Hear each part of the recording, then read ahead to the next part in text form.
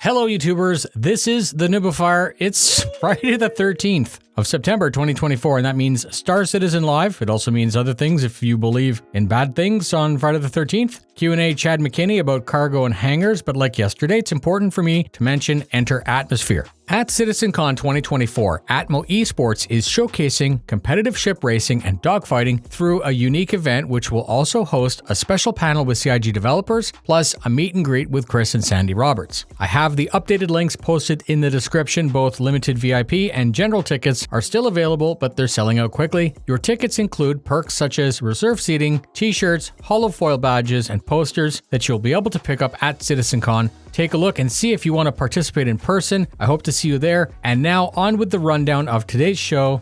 Jared with the standard intro that this was a Q&A from Spectrum and live chat. Cargo Chad was instructed to shave his beard before the show, but actually decided against that. And then Jared confirmed that his own beard was shaved because he was getting scanned to be added into the game, and it had nothing to do with the release of 4.0 or any of the other things that people think.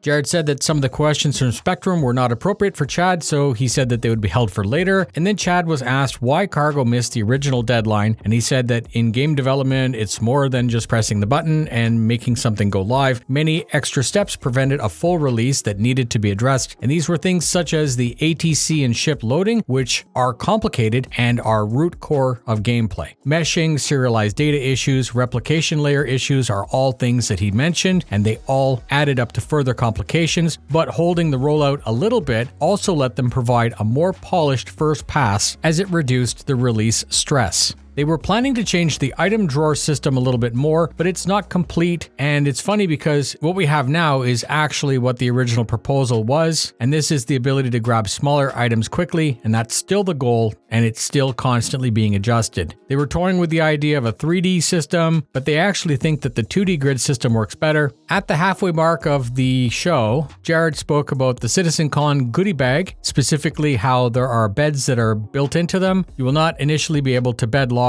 on these, but the nearest focus is to be able to do hangar logout, and then Chad said that they would be interested in expanding. No dates confirmed for anything that was spoken about, and apparently yes, they are aware that objects in the hangar tend to jiggle sometimes, and they're working on a fix. We were able to nest small boxes into larger boxes, and that was removed because it wasn't working as intended, and they need to do a little bit more work on it, and then they'll add it again. There is currently no way to spawn your ship in a party member's hangar because there are other concerns that need to be addressed first.